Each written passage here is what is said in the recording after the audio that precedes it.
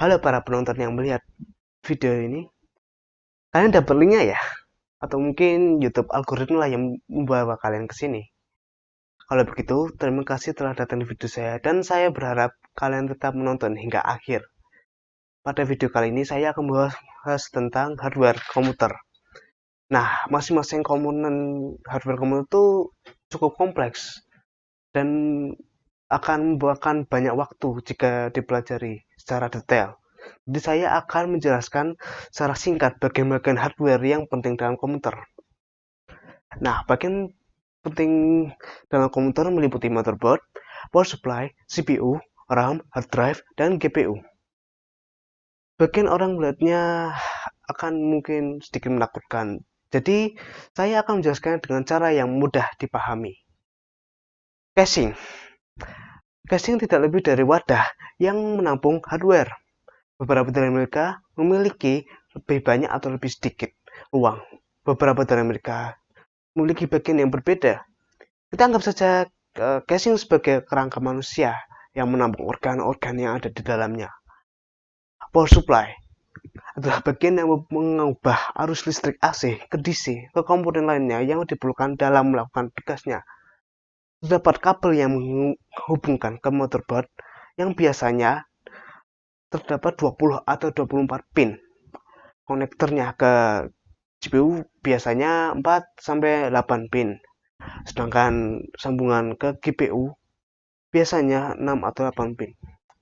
Power supply bisa diletakkan di bagian atas, tengah, bawah, di luar, bahkan bisa di dalam air. Bagian selanjutnya adalah motherboard. Motherboard adalah papan sirkuit lebar dan datar yang dihubungkan dengan semua komponen lainnya, yang memungkinkan semua komponen komputer mendapatkan arus listrik yang menyusun satu sama lain. Komponen ini bisa dibilang komponen paling penting karena tampaknya komponen tidak memiliki tempat tinggal dan tidak dapat bersosialisasi dan bekerja sama.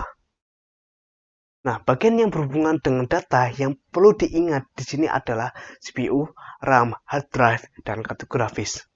Perlu diingat bahwa CPU, Central Processing Unit, atau disebut juga prosesor, merujuk pada hal yang sama. Hard drive sering disebut sebagai disk drive, dan kartu grafis atau juga dikenal sebagai GPU, Graphic Processing Unit. CPU adalah unit di mana komputer kita melakukan semua aktivitasnya. CPU tidak benar-benar dapat menyimpan data sama sekali. Tapi komponen ini sangat bagus dalam melakukan semua aktivitasnya, seperti cepat meminta dan menerima data, mengatur data, melakukan perhitungan cepat dan banyak yang diperlukan untuk menjalankan program. Dari sinilah sebagian besar program kita dijalankan. Nah, kali ini kita akan berbicara tentang RAM dan hard drive pada saat yang sama.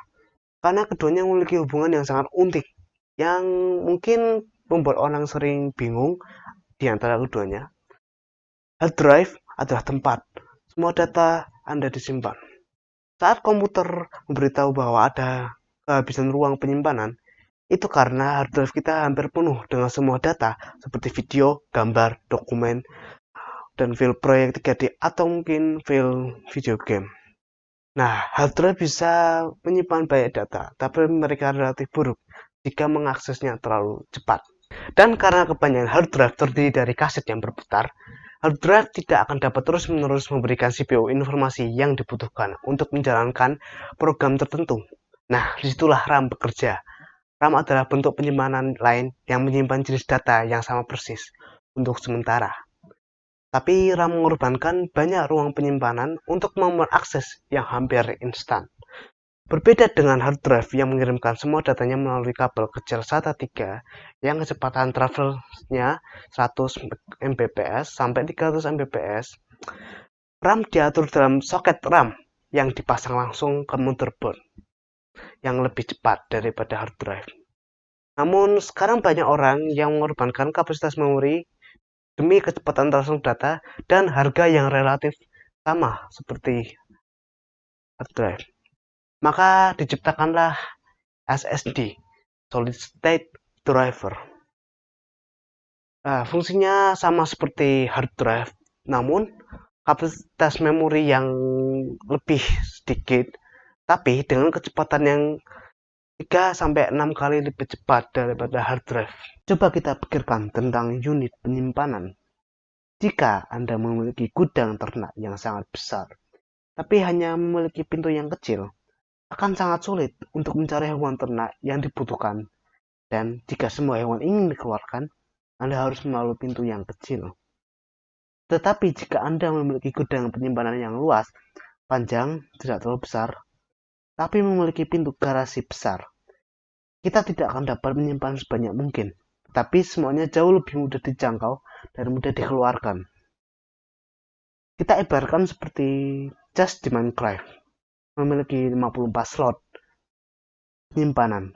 Sedangkan inventory Steve memiliki 9 slot yang ada di bawah sini. Disinilah Anda meletakkan barang-barang yang Anda miliki, tetapi belum digunakan. Dan slot yang ada di bawah ini adalah tempat Steve meletakkan barang-barang yang digunakan untuk bisa cepat diakses. Kita ibaratkan SSD seperti inventory utama Steve yang hanya memiliki 20 slot, tapi dapat mengakses ke 9 slot di bawah secara cepat. Ketika Anda menjalankan program atau file proyek, CPU Anda mengidentifikasi bagian data mana yang diperlukan untuk menjalankan program itu, menariknya dari hard drive, dan kemudian menyimpannya di RAM untuk mengakses cepat. Inilah sebabnya mengapa ketika Anda membuat world baru di Minecraft, game tersebut harus dimuat setiap kali Anda membuka world itu, karena data yang menyusun world itu diambil dari hard drive ke dalam RAM. Kita ibaratkan seperti Steve sebagai CPU yang ingin membangun rumah. Yang dilakukan selanjutnya adalah Steve mengambil blok dari chest-nya lalu dipindahkan ke hotbar inventory-nya. Hal ini juga berlaku dengan SSD yang diibaratkan inventory utama Steve yang lebih cepat diakses ke hotbar inventory. Steve kemudian membangun rumah sesuai dengan yang diinginkan si pengguna. Kalian cukup ingat hal ini. RAM memungkinkan Anda untuk menjalankan program intensif untuk sementara. Hard disk memungkinkan Anda untuk menginstal program, juga memungkinkan Anda untuk memiliki lebih banyak penyimpanan, baik itu gambar ataupun video. Nah, selanjutnya graphic card dengan semua perhitungan yang terjadi di komputer untuk mengubah sekumpulan angka yang pada dasarnya 1 dan 0 menjadi 3 dimensi yang terus diperbarui. Yang terakhir dan yang paling penting, yang bisa dibilang langkah paling sulit adalah untuk menampilkannya di monitor. Motherboard bisa saja melakukan ini sendiri, tapi nanti tidak akan terlihat bagus dan pasti tidak akan dapat melakukan banyak hal. Graphic card pada dasarnya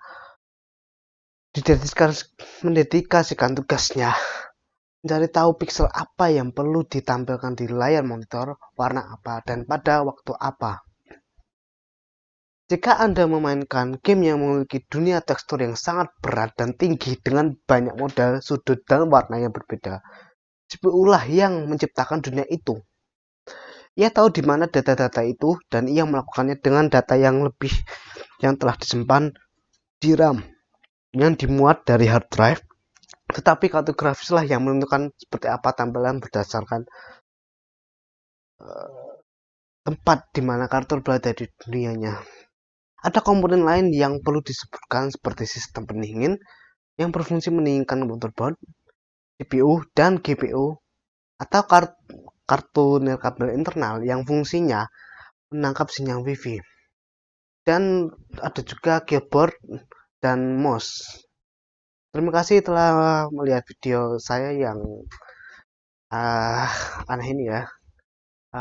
Maafkan saya jika banyak kekurangan. Sampai jumpa di lain waktu. Bye.